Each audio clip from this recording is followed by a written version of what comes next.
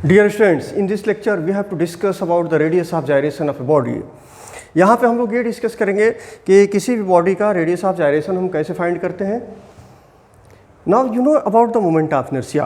कोई भी बॉडी है, रिजिड बॉडी है और वह किसी एक्सिस के अबाउट रोटेट कर रहा है, तो इसका कुछ मोमेंट ऑफ इनर्शिया होता है जो हम फाइंड कर सकते हैं. और मोमेंट ऑफ इनर्शिया फाइंड करने का जो फार्मूला होता है डिफरेंट बॉडीज़ के लिए, अगर कोई रिजिड बॉडी है और n नंबर ऑफ पार्टिकल्स से बना हुआ है तो उसका मोमेंट ऑफ इनर्शिया हम कैसे फाइंड करेंगे. You know that if there is a continuous distribution of the particles, continuous distribution of the masses, then moment of inertia is equal to r square dm. ये आप ऐसे मालूम करते हैं.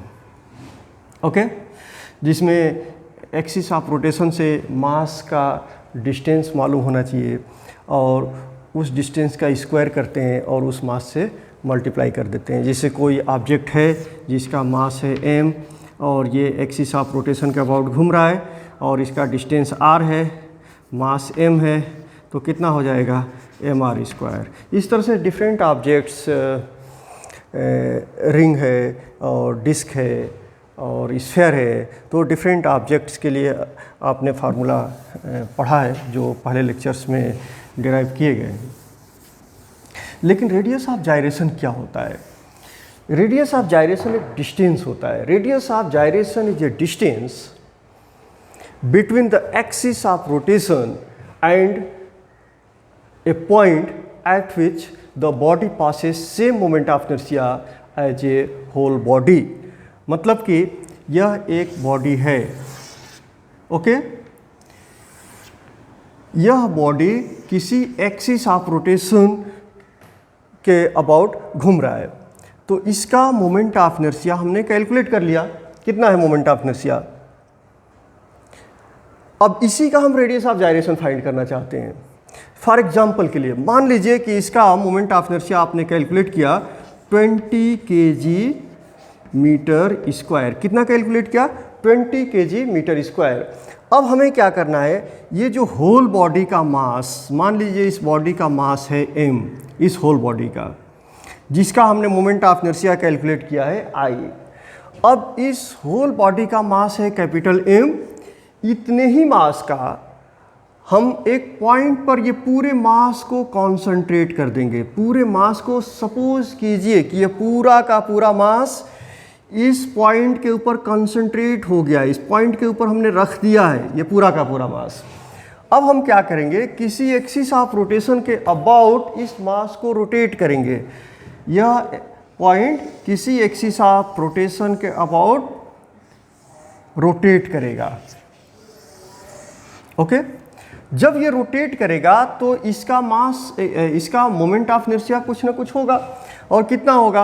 Moment of inertia होगा mass of this body that is m और square of the distance between this point and this axis of rotation that is A perpendicular distance. मान लीजिए कि यह डिस्टेंस आपका r1 आया. ये डिस्टेंस आपका कितना है? r1. तो mr1 स्क्वायर, ये आपका मोमेंट ऑफ इनर्शिया हो गया. लेकिन आपको क्या करना है, इस पॉइंट मास को डिफरेंट डिस्टेंसेस पर हमें चेक करना है, मोमेंट ऑफ इनर्शिया फाइंड करना है. जैसे मान लीजिए कि यहाँ पे आपने रखा और रोटेट किया और मोमेंट ऑफ इनर्शिया आ गया. मोमेंट ऑफ इनर्शिया कितना आ गया? 30 kg मीटर स्क्वायर. तो ये मोमेंट ऑफ इनर्शिया अलग है, ये मोमेंट ऑफ इनर्शिया अलग है. अब हम इसको डिफरेंट पॉइंट पे रखेंगे. यहाँ पे ला के रखा, यहाँ पे जैसे ला के रखा, इसका मोमेंट ऑफ इनर्शिया हो गया 25 kg मीटर स्क्वायर. फिर भी इससे ज़्यादा है. अब इसको थोड़ा सा यहाँ पे एडजस्ट किया, अगर यहाँ पे रखा तो ऐसे रोटेट करेगा और इसका मोमेंट ऑफ इनर्शिया हो गया 20 kg मीटर स्क्वायर. मतलब कि ये मोमेंट ऑफ इनर्शिया और ये मोमेंट ऑफ इनर्शिया दोनों सेम हो गया. तो उस पर्टिकुलर डिस्टेंस को जितने डिस्टेंस पे रखने के बाद बॉडी का मोमेंट ऑफ इनर्शिया उतना ही मिलता है जितना पहले था. तो ऐसे डिस्टेंस को ही हम रेडियस ऑफ जायरेशन कहेंगे। तो ये हमारा जो डिस्टेंस होगा रेडियस ऑफ जायरेशन हो जाएगा। जैसे मान लीजिए अगर डिस्टेंस हमने फिर से थोड़ा कम कर दिया, यहाँ पे ऑब्जेक्ट को रखा, तो मोमेंट ऑफ इनर्शिया कम हो जाएगा। इसलिए एक moment of inertia is the product of mass and square of the distance between the axis of rotation to that point. तो ये डिस्टेंस कम हो गया, यहाँ पे जो डिस्टेंस था वो रेडियस ऑफ जायरेशन हो गया। इसलिए हुआ कि यहाँ पे जो मोमेंट ऑफ इनर्शिया हमको मिला वो उतना ही मिला जितना पहले बॉडी का मोमेंट ऑफ इनर्शिया था, लेकिन अब डिस्टेंस हमने कम कर दिया तो मोमेंट ऑफ इनर्शिया कम हो जाएगा, यहाँ कम हो जाएगा। तो इसलिए radius of gyration axis of rotation से वह डिस्टेंस है जहाँ पे हम बॉडी के होल मास को एक पॉइंट पे कंसंट्रेट करके रोटेट करते हैं। तो listen, what is the definition? Radius of gyration of a body is defined as it is a distance between the axis of rotation and at a point at which whole mass of the body can be supposed to be concentrated so as the body possesses same moment of inertia as a whole body। बात समझ में आई होगी? फिर से एक बार देख लीजिए, यह एक रिजिड बॉडी है, यह बॉडी किसी एक्सिस ऑफ रोटेशन के अबाउट रोटेट कर रहा है, इसका मोमेंट ऑफ इनर्शिया कुछ होगा, ये तो मैंने एग्जांपल के लिए दिया, कुछ भी होगा, जैसे मान लीजिए आई मोमेंट ऑफ इनर्शिया है। अब इतने ही मास का पूरे होल बॉडी के मास को हम किसी पॉइंट पे रख दिए और अब इस मास को हम एक्सिस ऑफ रोटेशन के अबाउट रोटेट कर रहे हैं। कुछ मोमेंट ऑफ इनर्शिया होगा, हम डिस्टेंस को एडजस्ट करते जाएंगे। अगर मोमेंट ऑफ इनर्शिया इससे कम मिलता है तो हम डिस्टेंस को बढ़ाते जाएंगे और ज़्यादा मिलता है तो डिस्टेंस को कम करते जाएंगे। एक पॉइंट ऐसा होगा जहाँ पे मोमेंट ऑफ इनर्शिया उतना ही होगा जितना इस बॉडी का मोमेंट ऑफ इनर्शिया था। तो ऐसे सिचुएशन में वह डिस्टेंस जहाँ पे सेम मोमेंट ऑफ इनर्शिया हमको मिला था उस डिस्टेंस को ही हम रेडियस ऑफ जायरेशन कहेंगे। तो radius of gyration is a distance और इसका एसआई यूनिट क्या हो जाएगा? मीटर होगा, इसलिए कि ये डिस्टेंस है। और डायमेंशन क्या होगा?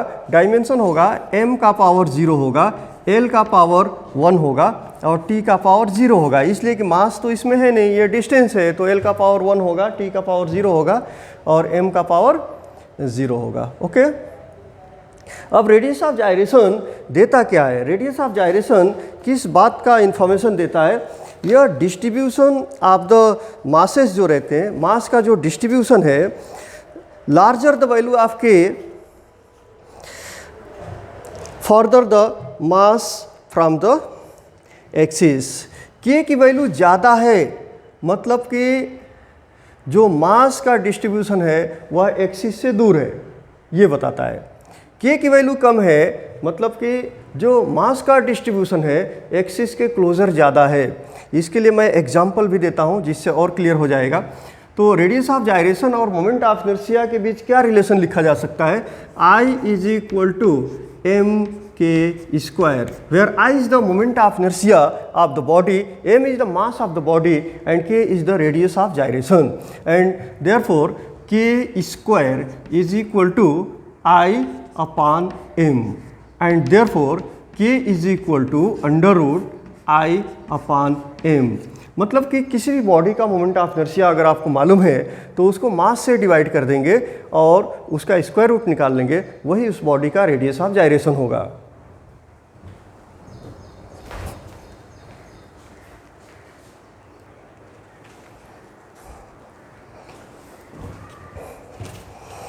अभी हम दो तरह के ऑब्जेक्ट लेंगे, एक रिंग लेंगे और दूसरा डिस्क लेंगे, और फिर ये देखेंगे कि रेडियस ऑफ जायरेशन डिस्क के केस में ज़्यादा मिलेगा या फिर रिंग के केस में ज़्यादा मिलेगा।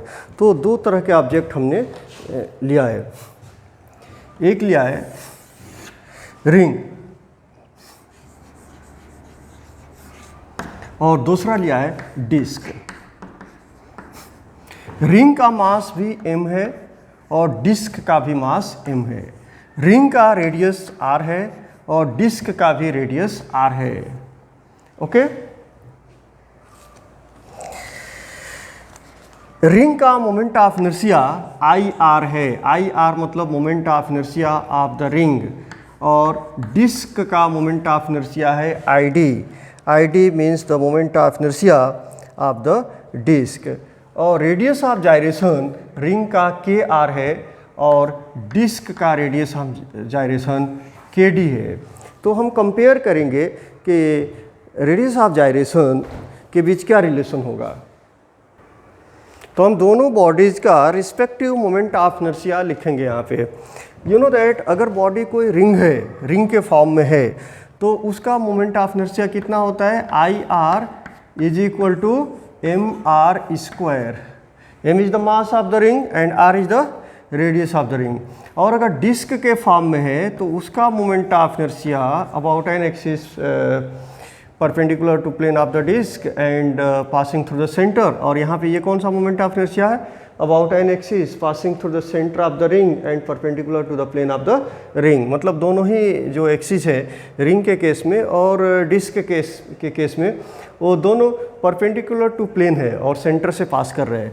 तो यहाँ पे मोमेंट ऑफ इनर्शिया आपने पढ़ा हुआ है 1/2 mr स्क्वायर होता है। ओके, अब इसके बाद से हम फाइंड करेंगे कि रेडियस ऑफ जायरेशन में के केस में क्या होगा, कौन सा रेडियस ऑफ जायरेशन ज़्यादा होगा, radius of gyration in case of disc और in case of ring. You know that एक जनरल फार्मूला हमने लिखा था I is equal to mk square. तो रिंग के लिए IR लिख देते हैं और मास तो रिंग का जितना है उतना डिस्क का है, तो यहाँ KR लिख देंगे। ओके, और इसके लिए हम लिखेंगे ID is equal to mkd square. तो अब इन दोनों को हम कंपेयर करेंगे, ये तो लेफ्ट हैंड साइड बराबर है तो राइट हैंड साइड को हम कंपेयर करेंगे, तो ये हमारा मिल जाएगा mr square is equal to mkr square. m से m कैंसिल हो गया। ओके, तो kr is equal to r, तो यहाँ रेडियस ऑफ जायरेशन उतना ही मिल गया, KR is equal to R। अब यहाँ देखते हैं तो you can write here this is equal to this one, तो therefore mkd square is equal to 1/2 mr square. Okay, तो m से m यहाँ भी कैंसिल हो जाएगा, हमको kd फाइंड करना है, तो therefore kd square is equal to r square by 2। Okay, तो देयरफॉर KD कितना मिलेगा, KD is equal to R by √2। तो इसमें आप देख रहे हैं कि KD ज़्यादा है या KR ज़्यादा है, कौन सा ज़्यादा है, KR ज़्यादा है, KD कम है, इसलिए कि यहाँ R को √2 से हमने डिवाइड कर दिया, R को √2 से डिवाइड कर दिया और यहाँ R को हमने नहीं डिवाइड किया है, तो ज़्यादा कौन सा होगा, KR ज़्यादा होगा। तो therefore KR will be greater than KD, मतलब radius of gyration of the disc will be less than the radius of gyration of the ring, even the masses of both the object is same and radius is also same. इसको ऐसे आप think कर सकते हैं commonly, ये ring है, ये मैं इसको डायग्राम निकाल रहा हूँ ऐसे, देखिए ये रिंग है, ये रिंग है, रिंग का मतलब कि ये अंदर से खाली, ये सिर्फ और सिर्फ ये पार्ट इसका 2 डायमेंशनल फॉर्म में मिलेगा, ये मिलेगा आपको। तो यहाँ पे टोटल जो डिस्ट्रीब्यूशन ऑफ द मासेस है वह इस सरकमफरेंस पर है, जिसे हम इसको बोल सकते हैं जैसे सर्कल का सरकमफरेंस होता है वैसे रिंग होता है। तो पूरे मास का डिस्ट्रीब्यूशन यहाँ पे है, जबकि यही चीज़ जब आप डिस्क के बारे में कहोगे तो डिस्क में ऐसे पूरा भरा हुआ रहता है, पूरा भरा हुआ, और ये थिन यूनिफॉर्म डिस्क है। तो यहाँ पे डिस्ट्रीब्यूशन ऑफ द मास ये बाउंड्री पे नहीं होगा, ये इनसाइड होगा, इधर होगा, इसलिए कि कुछ मासेस इधर भी डिस्ट्रीब्यूटेड है, इधर भी है, तो ये इनसाइड में होगा। तो ये जो डिस्टेंस होगा इसी को हम रेडियस ऑफ जायरेशन कहेंगे, जहाँ whole mass of the body can be suppose to be concentrated. तो ऐसे केस में डिस्क के लिए जो रेडियस ऑफ जायरेशन होगा वह रिंग से कम होगा, जबकि रिंग और डिस्क दोनों ही के मासेस सेम है और रेडियस भी सेम है।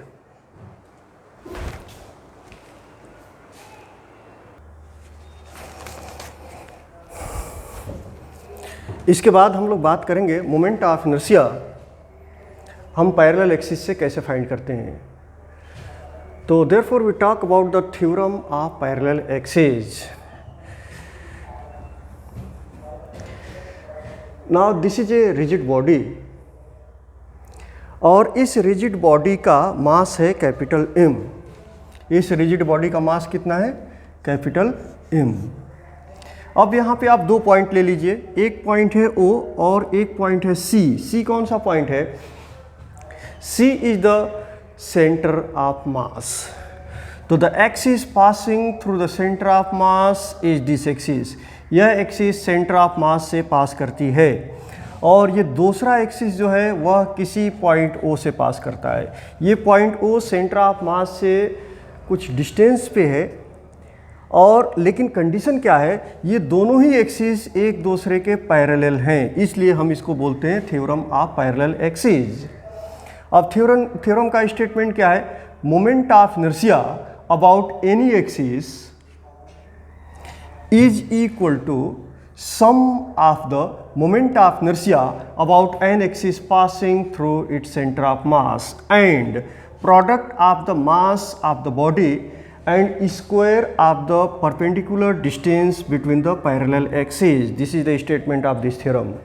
तो स्टेटमेंट तो हमने दे दिया. अब थोड़ा इसको और आप समझिए कि यह थ्योरम हम कैसे अप्लाई करते हैं. यह एक रिजिड बॉडी है और इस रिजिड बॉडी में हमने दो एक्सिस कंसिडर किया है. एक तो सेंटर ऑफ मास है. सेंटर ऑफ मास कहाँ पे है? C पॉइंट पे है.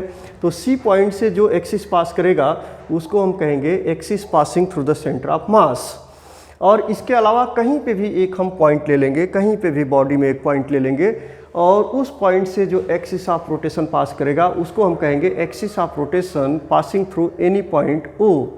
But both the axis should be parallel to each other. ऐसा नहीं है कि आप ऐसा एक्सिस लेके theorem of parallel axis apply कर सकते हैं, ऐसा एक्सिस ले लेंगे अप्लाई करेंगे, ऐसा नहीं होगा. आप जब भी इस एक्सिस को लेंगे तो पॉइंट कहीं भी हो सकता है, बॉडी में पॉइंट कहीं भी हो सकता है, लेकिन यह एक्सिस और ये एक्सिस दोनों पैरेलल होनी चाहिए. इसका फ़ायदा क्या है कि अगर हमको सेंटर ऑफ मास के अबाउट मोमेंट ऑफ इनर्शिया मालूम है, बॉडी का मास भी मालूम है, तो एक पैरेलल एक्सिस ड्रा करेंगे और उस पैरेलल एक्सिस, इन दोनों पैरेलल एक्सिस के बीच का डिस्टेंस हम निकाल लेंगे और इससे हम डायरेक्टली इस एक्सिस के about moment of inertia find कर सकते हैं. ओके, तो ये तो रहा स्टेटमेंट. स्टेटमेंट क्या है? Moment of inertia of a body about any axis is equal to sum of the moment of inertia about an axis passing through its centre of mass and product of the mass of the body and square of the perpendicular distance between the both the axes. तो this is the statement of theorem of parallel axis. अब इसके बाद से इस theorem का हम proof देंगे. इसको हम कैसे प्रूफ कर सकते हैं? तो now let's see here. Mass of the body कितना है? M है. ओके, अब आप यहाँ पे किसी भी बॉडी का जब मोमेंट ऑफ इनर्शिया हम फाइंड करते हैं तो हम एक स्मॉल पार्टिकल एज्यूम कर लेते हैं, इसलिए कि यहाँ पे continuous distribution of the particle है. मास का डिस्ट्रीब्यूशन कॉन्टिन्यूअस है, डिस्क्रीट नहीं है. तो यहाँ पे आप इंटीग्रेशन यूज कर सकते हैं. तो यहाँ हमने कंसिडर कर लिया स्मॉल पार्टिकल. स्मॉल पार्टिकल क्या है? स्मॉल पार्टिकल का मास है dm. ओके, और यह पार्टिकल है D पॉइंट पर, इसलिए कि C पॉइंट हमने ले लिया यहाँ पे, तो इसको हम बोलेंगे D पॉइंट. D पॉइंट पर स्मॉल पार्टिकल जिसका मास m है उसको हमने कंसिडर कर लिया. अब इस लाइन को थोड़ा सा और आगे ले जाएंगे और ठीक इसके ऊपर यहाँ से परपेंडिकुलर ड्रा कर देंगे और यह परपेंडिकुलर जहाँ कट करेगा इसको हमने कह दिया this is point N. Okay, अब इस पॉइंट O को पॉइंट D से ज्वाइंट कर देंगे. ज्वाइंट कर दिया. अब इस पॉइंट C को पॉइंट D से भी ज्वाइंट कर देंगे. तो आप यहाँ देख रहे हैं कि दो राइट एंगल ट्रायंगल बन गए. एक राइट एंगल ट्रायंगल बन गया ODN और दूसरा राइट एंगल ट्रायंगल बन गया CDN. अब यहाँ पे हम इस थ्योरम को प्रूफ करने के लिए इन्हीं राइट एंगल ट्रायंगल्स का यूज करेंगे. तो कैसे करेंगे? देखिए, moment of inertia about any axis क्या हो गया? IO. इस एक्सिस के अबाउट अगर बॉडी रोटेट कर रहा है तो हमको मोमेंट ऑफ इनर्शिया कितना मिलेगा? IO मिलेगा. लेकिन अगर इस एक्सिस के अबाउट बॉडी रोटेट कर रहा है, जो एक्सिस सेंटर ऑफ मास से पास कर रहा है, तो इसके अबाउट जो मोमेंट ऑफ इनर्शिया मिलेगा कितना मिलेगा, IC मिलेगा। तो अभी मैं IO की बात कर रहा हूँ, तो IO is equal to integration sign हम यूज करेंगे। क्यों यूज करेंगे, इसलिए कि यहाँ पे डिस्ट्रीब्यूशन ऑफ द मासेस जो है वो कंटिन्यूअस है, यूनिफॉर्म डिस्ट्रीब्यूशन है, इसलिए हम इंटीग्रेशन का साइन यूज करेंगे। O के अबाउट फाइंड कर रहे हैं, इससे ये स्मॉल पार्टिकल जो हमने एज्यूम किया उसका डिस्टेंस कितना है, OD है, तो therefore OD square into DM, ये मोमेंट ऑफ इनर्शिया हो गया। और C पॉइंट के about that is a centre of mass, moment of inertia कितना हो जाएगा, इंटीग्रल ऑफ इस C पॉइंट से इसका डिस्टेंस कितना है, CD है, तो therefore CD square DM। Okay, तो now let us write here OD square कितना मिलने वाला है, OD square is equal to, देखिए ये राइट एंगल ट्रायंगल हम लोग यूज करेंगे, OD square that is square of the hypotenuse of this right angle triangle, तो यूजिंग पाइथागोरस थ्योरम, तो therefore this will be equal to ON square plus this square that is DN square. Okay, तो therefore this is equal to ON ये पूरा distance है, इसके दो parts हैं, दो हिस्से हैं, एक है OC और दूसरा है CN, तो therefore you can write OC plus CN whole square plus DN square is equal to, अब यहाँ A plus B whole square का फार्मूला यूज करेंगे, OC plus CN whole square, this will be OC square plus 2 into OC into CN, okay, और plus CN square और plus DN square. अब आप यहाँ पे देखेंगे ये DN है और ये CN है, तो CN square plus DN square is equal to CD square, CN square plus DN square is equal to CD square, because this is also a right angle triangle, तो यूजिंग दिस रिलेशन, तो therefore this will be equal to OC square plus 2 into OC into CN plus CD square. Okay, अब यही चीज मैं यहां पे substitute करने जा रहा हूं, सेम चीज मैं यहां पे सब्स्टिट्यूट करने जा रहा हूं, तो therefore this will be equal to integral of OC square, ये बड़ा ब्रैकेट में ले लेता, OC square plus 2 into OC into CN plus CD square, bracket लगा लिया मैंने, और DM इंटू DM, यहाँ पे हमने सब्स्टिट्यूट किया और कुछ भी नहीं किया।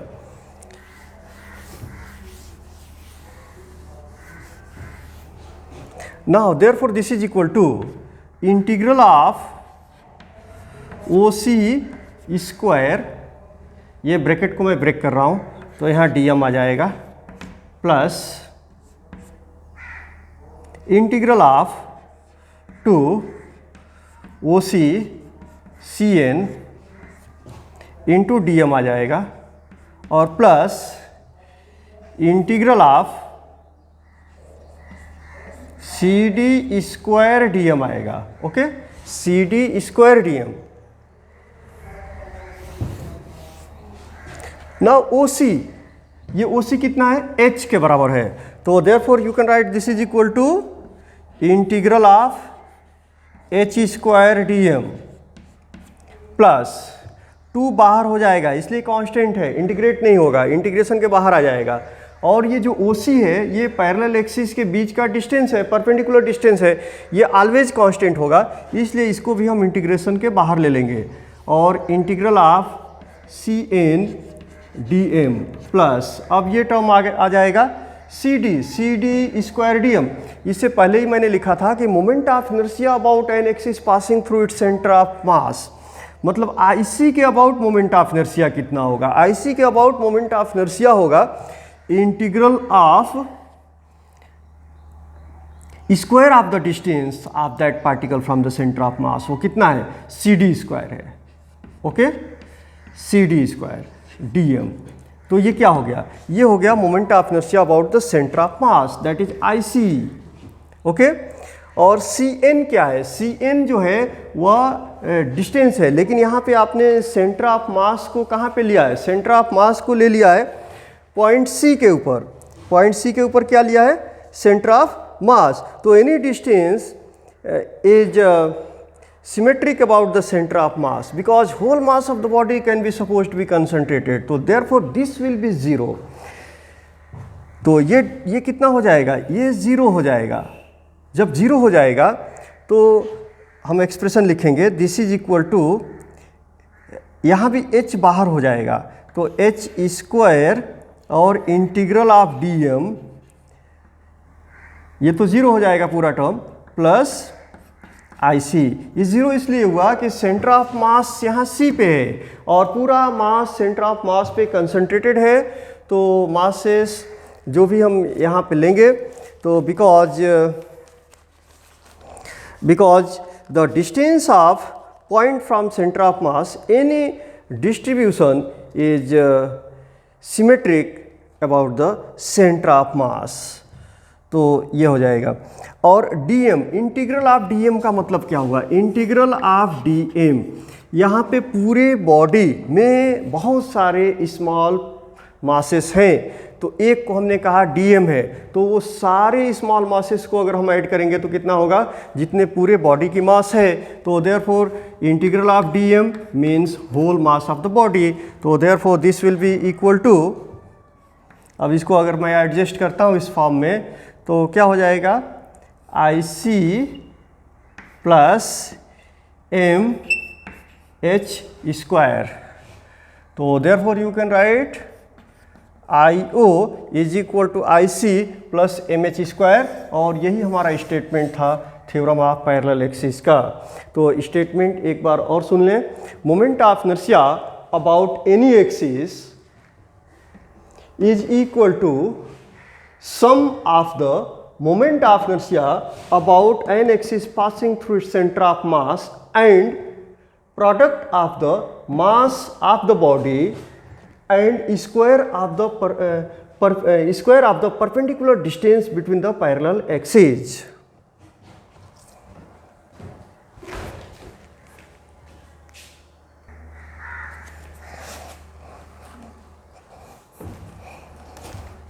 अब हम लोग इसके बाद स्टडी करने वाले हैं theorem of perpendicular axis. Theorem of perpendicular axis हम कहाँ अप्लाई कर सकते हैं, सबसे पहले हमको ये समझना चाहिए। थ्योरम ऑफ परपेंडिकुलर हम अप्लाई कर सकते हैं लैमिनर ऑब्जेक्ट के लिए। ओके, लैमिनर ऑब्जेक्ट के लिए हम यहाँ कंसिडर करने जा रहे हैं एक प्लेन लैमिना। लैमिनर ऑब्जेक्ट मतलब ऐसा ऑब्जेक्ट जैसे ये प्लेट है, कोई प्लेट, तो ये लैमिनर ऑब्जेक्ट हो, ये 2D ऑब्जेक्ट होगा, 2D, 2 डायमेंशनल, मतलब इसमें थिकनेस नहीं होगी, थिकनेस इतनी स्मॉल होगी कि हम उसको निगलेक्ट कर सकते हैं, थिकनेस इज़ वेरी स्मॉल। ये इसमें सिर्फ 2 ही डायमेंशंस होंगे, एक्स, अगर एक एक्स हो गया, दूसरा वाई हो गया, जेड एक्सिस मतलब यहाँ पे थिकनेस नहीं होगी। या ये पॉसिबल हो सकता है कि ऐसे हो सकता है, मतलब एक्स और वाई एक्सिस आ गए तो एक्स वाई एक्सिस हुए तो जेड मतलब परपेंडिकुलर आ जाएगा, इसकी थिकनेस निग्लिजिबल रहेगी। 2D ऑब्जेक्ट, तो 2D ऑब्जेक्ट की जब हम बात करेंगे तो ऑब्जेक्ट में सिर्फ 2 ही एक्सिस आएंगे। जैसे मान लीजिए ये पोजीशन है,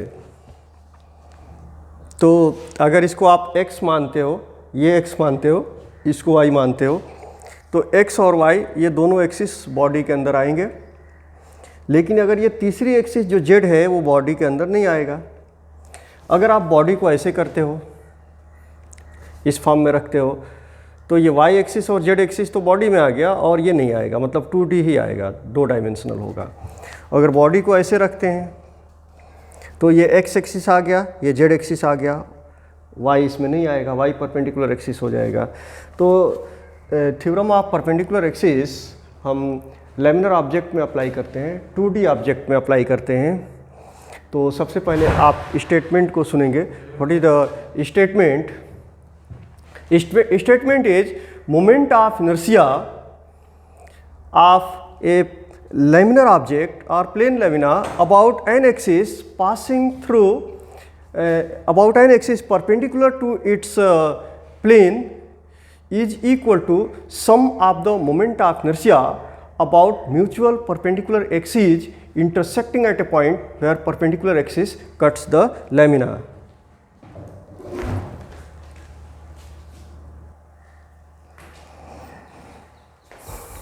तो अभी जो हमने स्टेटमेंट दिया, moment of inertia of a laminar object about an axis perpendicular to its plane, तो ये परपेंडिकुलर टू प्लेन ये हो गया, ओके, ये परपेंडिकुलर टू प्लेन हो गया।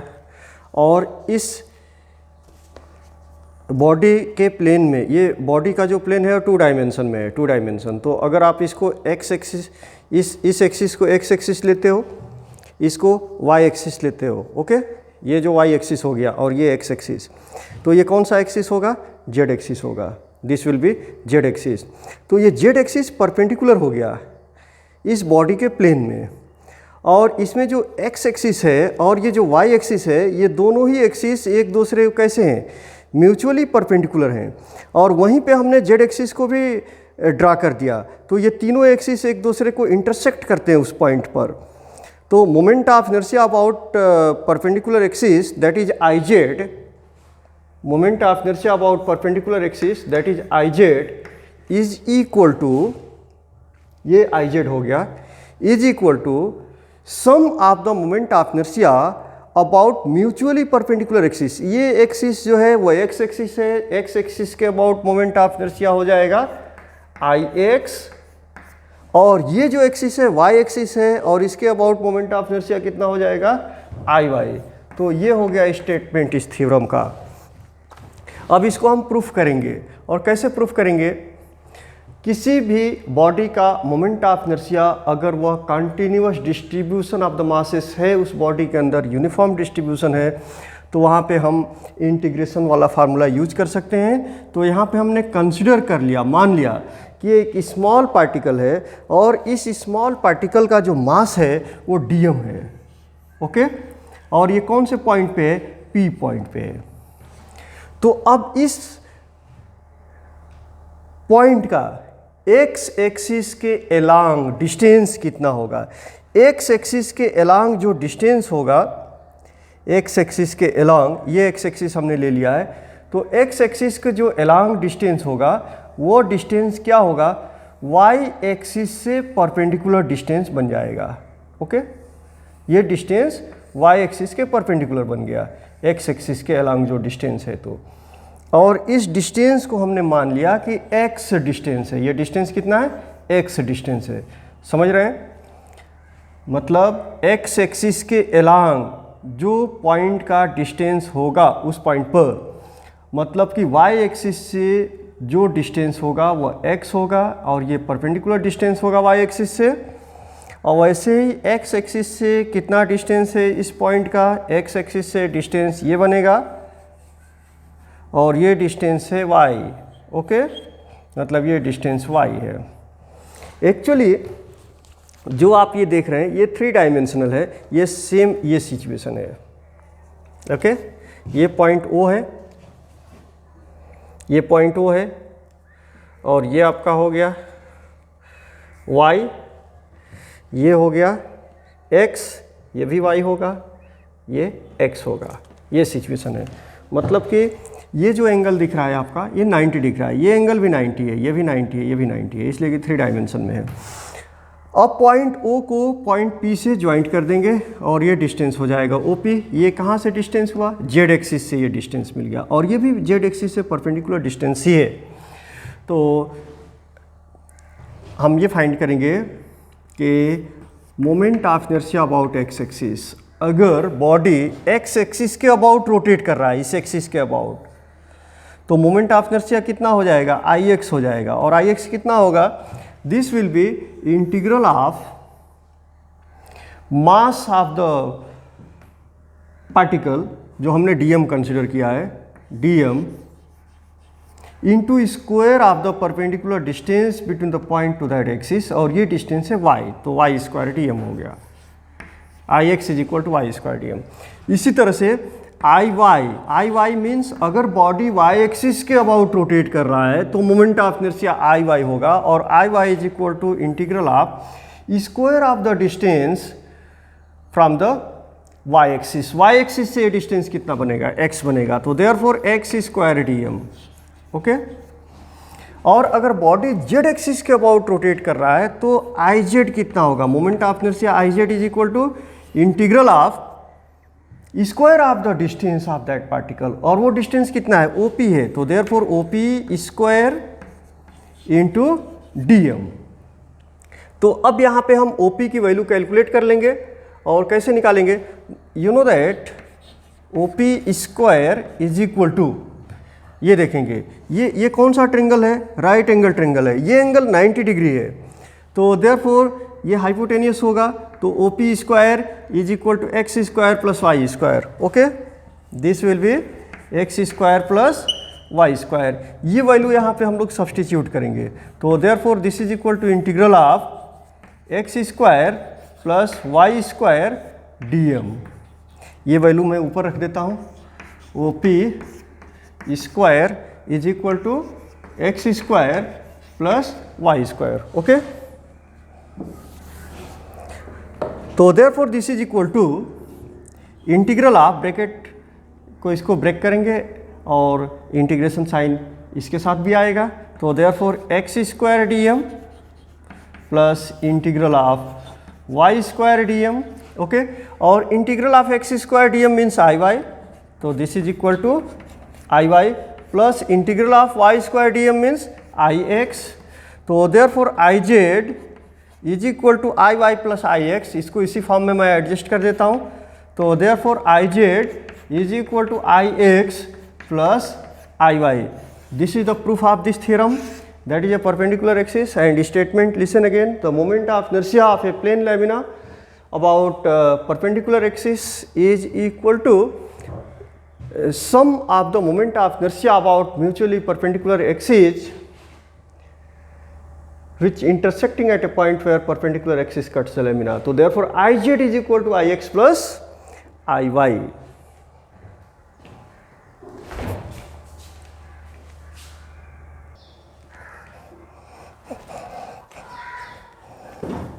Now this is one example. A flywheel is a mechanical device specifically designed to efficiently store rotational energy for a particular machine. It is in the form of a uniform 20 kg disc of diameter 20 centimeter, able to rotate about its own axis. Calculate its kinetic energy when rotating at 1200 rpm. Use pi square is equal to 10. Calculate its moment of inertia in case it is rotated about a tangent in its plane. तो यहाँ पे सबसे पहले आप ये देखेंगे कि given quantity क्या है। फ्लाई व्हील जो है, फ्लाई व्हील ये मैकेनिकल एक डिवाइस है। फ्लाई व्हील का मतलब ये हुआ, एक आप डिस्क ले लीजिए, डिस्क, और ये जो डिस्क है ये एक एक्सिस के अबाउट ऐसे रोटेट कर रहा है। This axis is perpendicular axis, और ये इसके अबाउट रोटेट कर रहा है। तो इसका कुछ मोमेंट ऑफ इनर्शिया होगा। अगर इस एक्सिस के अबाउट रोटेट कर रहा है तो मोमेंट ऑफ इनर्शिया जो होगा ये perpendicular axis to the plane, वो आपको मालूम है mr²/2 होता है। और यहाँ पे कुछ क्वांटिटी दिया भी है। डिस्क का डायमीटर, डिस्क का मास है 20 kg। Mass of the disc कितना हो गया, 20 kg। Okay, for a particular machine it is in the form of a uniform disc 20 kg, of diameter 50 centimetre, इसका जो डायमीटर है वो 50 सेंटीमीटर है, तो ये हाफ ऑफ द डायमीटर को रेडियस बोलते हैं और ये 25 सेंटीमीटर इसका रेडियस हो जाएगा। Calculate kinetic energy when rotating at 1200 RPM, ये उसकी फ्रीक्वेंसी ऑफ रिवॉल्यूशन दिया हुआ है और कितना दिया हुआ है 1200 आरपीएम। आरपीएम का मतलब होता है रिवॉल्यूशन पर मिनट, लेकिन यह एसआई यूनिट नहीं है, हम यहाँ पे एसआई यूनिट यूज करेंगे। इसके लिए हमारा मास जो है ऑलरेडी केजी में दिया हुआ है और जो रेडियस है उसको मीटर में कन्वर्ट कर लेंगे, तो 100 से डिवाइड कर दोगे तो 0.25 मीटर ये रेडियस मिल जाएगा इस फ्लाई व्हील का, जो कि डिस्क के फॉर्म में है। तो अब हमारा काम है कि जो फ्रीक्वेंसी है एंगुलर फ्रीक्वेंसी उसको भी एसआई में कन्वर्ट कर लें। तो 1200 आरपीएम है, तो इसको एसआई में जब कन्वर्ट करेंगे तो 1200 रिवॉल्यूशन पर मिनट, तो रिवॉल्यूशन तो ठीक है, मिनट को हम सेकंड में करेंगे तो ये हो जाएगा 60 सेकेंड, तो एक जीरो से एक जीरो कैंसिल हो गया, ये 20, ये हो जाएगा 20 रिवॉल्यूशन पर सेकेंड, और इसको हर्ट्ज भी बोला जा सकता है एसआई यूनिट में, और रिवॉल्यूशन पर second is already in SI unit. और पाई स्क्वायर जहाँ भी आएगा हमारे कैलकुलेशन में ये इजी कर देता है हमारे कैलकुलेशन को, इसलिए कि जहाँ पाई स्क्वायर आएगा 9.8 समथिंग आता है उसको हमको राउंड फिगर में 10 ले लेना है, इससे कैलकुलेशन हमारा ईजी हो जाएगा। और इसके नेक्स्ट पार्ट में क्या बोल रहा है कि calculate its moment of inertia in case it is rotated about a tangent in its plane. तो देखो ये मोमेंट ये डिस्क का प्लेन है, डिस्क का प्लेन है, इसी प्लेन में एक टेंजेंट ड्रा कर दो, ये हो गया टेंजेंट। अब ये डिस्क इस टेंजेंट के अबाउट रोटेट कर रहा है, तो उस वक्त का मोमेंट ऑफ इनर्शिया भी हमको कैलकुलेट करना है। तो सबसे पहले इस क्वेश्चन में दो पार्ट्स हैं, पहले पार्ट का आंसर कैलकुलेट करेंगे और फिर सेकंड पार्ट पे हम आ जाएंगे जो टेंजेंट ड्रा करके और उसके अबाउट मोमेंट ऑफ इनर्शिया भी फाइंड कर लेंगे।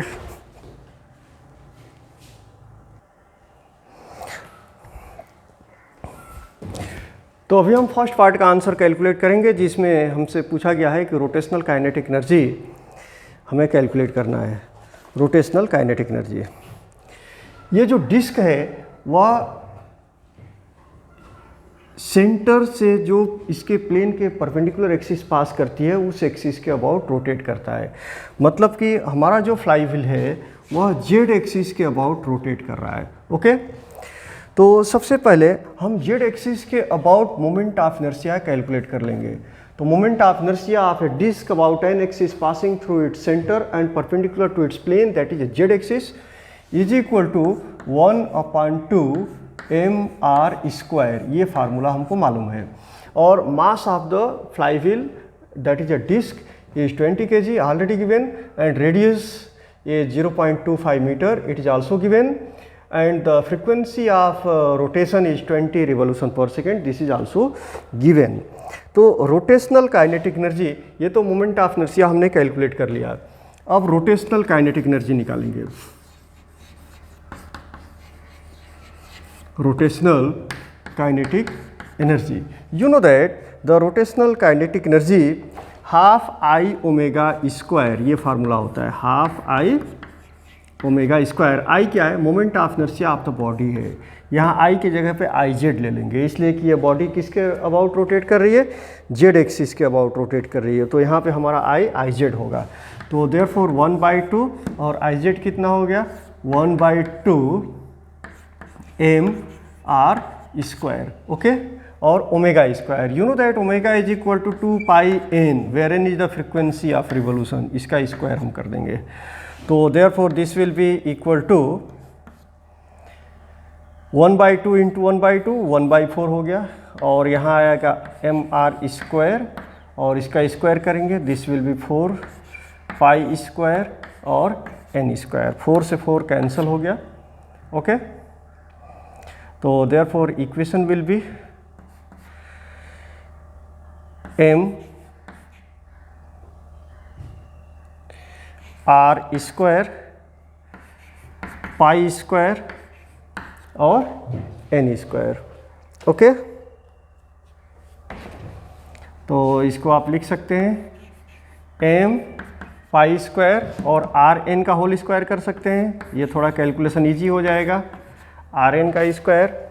ओके, अब फिर से हम इसको वैल्यूज़ यहाँ सब्सटीट्यूट कर देते हैं। एम की वैल्यू कितनी है, 20 kg है, 20 रख देंगे, और पाई स्क्वायर ऑलरेडी दिया हुआ है, pi square is equal to 10, तो therefore 10 into R N, R radius है और ये कितना है 0.25 और n कितना है 20, तो देयरफॉर इंटू 20 और होल का स्क्वायर कर देंगे, तो therefore this will be equal to, ये 10 से मल्टीप्लाई करेंगे 2.5 और 2 से, तो ये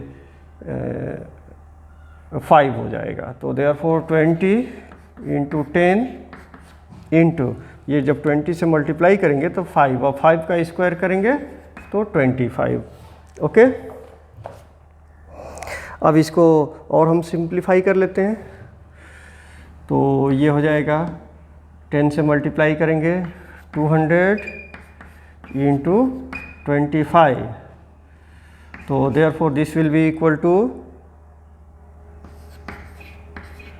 5000, और हमने यूनिट कौन सा यूज़ किया था, एसआई यूनिट की यूज़ किया था, तो ये रोटेशनल काइनेटिक एनर्जी है और एनर्जी का एसआई यूनिट होता है जूल, तो देयरफॉर रोटेशनल काइनेटिक एनर्जी मिल गया 5000 जूल।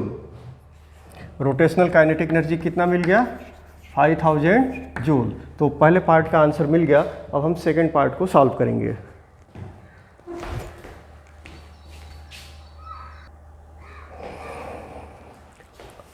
अब हम इस क्वेश्चन का सेकेंड पार्ट सॉल्व करेंगे, और सेकेंड पार्ट में क्या है, सेकेंड पार्ट ये कहता है कि calculate its moment of inertia in case it is rotated about a tangent in its plane. अगर ये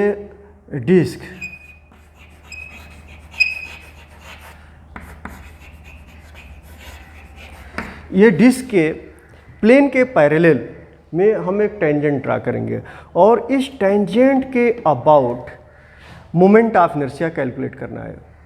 ओके, अब ये जेड एक्सिस के अबाउट, ये जेड एक्सिस कौन सी एक्सिस है, यहाँ पे आप देख सकते हैं,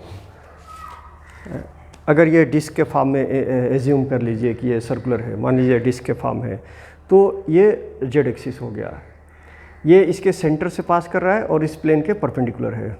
ओके, अगर रोटेट करता है तो moment of inertia about this Z axis is equal to, अब यहाँ पे theorem of perpendicular axis apply कर सकते हैं, और थ्योरम ऑफ परपेंडिकुलर एक्सिस क्या कहता है, यहाँ देखेंगे आप, ये वाई एक्सिस ले लिया हमने, ओके, और यहाँ पे हमने एक्स एक्सिस ले लिया, तो ये वाई एक्सिस और ये एक्स एक्सिस दोनों आपस में कैसे हुए, परपेंडिकुलर हुए, और जहाँ पे ये दोनों कट करते हैं वहीं पे जो जेड एक्सिस है वह इसको कट करता है, और जेड एक्सिस इन दोनों के परपेंडिकुलर है, मतलब ये तीनों ही एक्सिस म्यूचुअली परपेंडिकुलर हैं। तीनों एक्सिस कैसे हैं, म्यूचुअली परपेंडिकुलर हैं, ये एक्स एक्सिस, ये वाई एक्सिस, यहाँ पे इस डायग्राम को मैं निकाल सकता हूँ, अब आप इसको देख सकते हैं, ये एक्स एक्सिस, ये वाई एक्सिस, और तीसरा ये जेड एक्सिस है, this is a X axis, this is a Y axis and this is a Z axis. Okay, तो जेड एक्सिस के अबाउट मोमेंट ऑफ इनर्शिया कितना होगा, I Z is equal to Z axis के about moment of inertia, that is I Z is equal to I X plus I Y, I X plus I Y. अब यहाँ पे आप ये देख रहे हैं, ये जो आई एक्स है moment of inertia about X axis और moment of inertia about Y axis, ये दोनों तो सेम एक्सिस है, इसको भी हम डायमीटर बोल सकते हैं, इसको भी हम डायमीटर बोल सकते हैं, एक्स एक्सिस के अलॉन्ग भी डायमीटर ले सकते हैं, वाई एक्सिस के अबाउट भी डायमीटर ले सकते हैं, तो हम कह सकते हैं कि moment of inertia about X axis that is I x is nothing but moment of inertia about the diameter, and what is moment of inertia about y axis, that is iy is nothing but it is the moment of inertia about the diameter।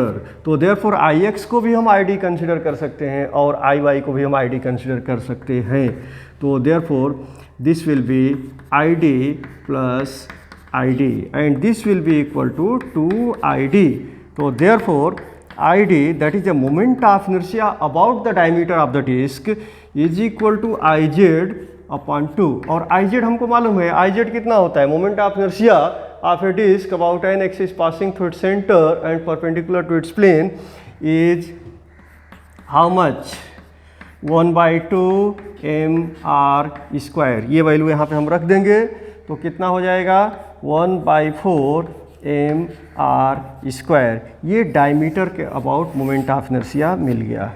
अभी हमको find करना है इस tangent के about moment of inertia कितना होगा।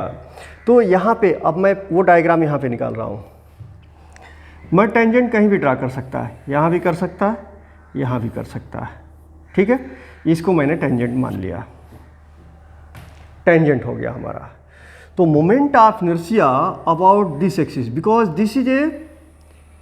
This is an axis passing through a point on a body and this is the moment of inertia about n axis passing through its center of mass।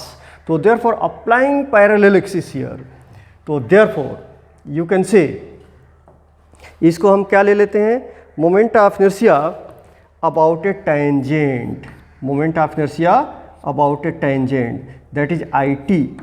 इसको हमने कह दिया this is a tangent, तो इसके about moment of inertia कितना हो गया, IT हो गया। तो IT is equal to moment of inertia about this axis, और ये कौन सा एक्सिस है, वही है जो डायमीटर है, तो इसको हम बोलेंगे ID plus product of mass of the body and square of the perpendicular distance between the parallel axis. तो mr², समझ में आया।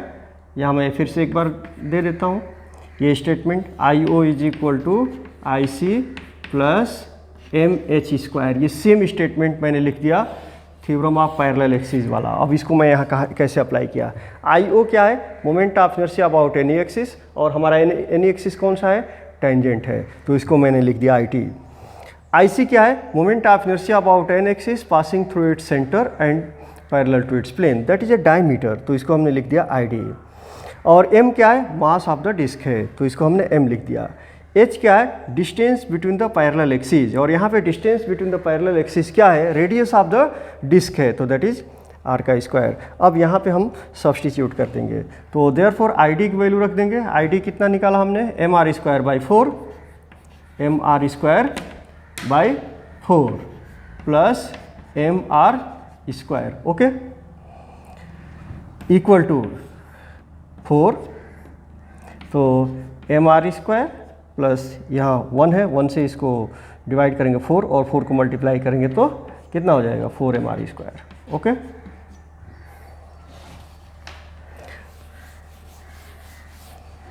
तो therefore moment of inertia about a tangent is equal to मिल गया हमको 5/4 mr²। अब इसमें गिवन वैल्यूज़ को, जो डेटा हमारे पास है उसको सब्सटीट्यूट करेंगे। डेटा क्या है, r दिया हुआ है, m दिया हुआ है, तो this is equal to 5/4 into m that is 20 kg। सबको SI यूनिट में रखेंगे। r कितना है 0.25, तो 0.25 का स्क्वायर कर देंगे, ओके। जब आप इसको सिंप्लीफाई करेंगे तो this will be equal to 4 से कट करेंगे तो 5 टाइम्स आएगा, 5 × 5 25 इंटू 0.25 का स्क्वायर कर दो, 0.25 का स्क्वायर, तो आपको ये डेटा मिल जाएगा 1.6 through 1.5625 kg meter square. This is the moment of inertia about an axis that is a tangent in the plane of the disk. Thank you.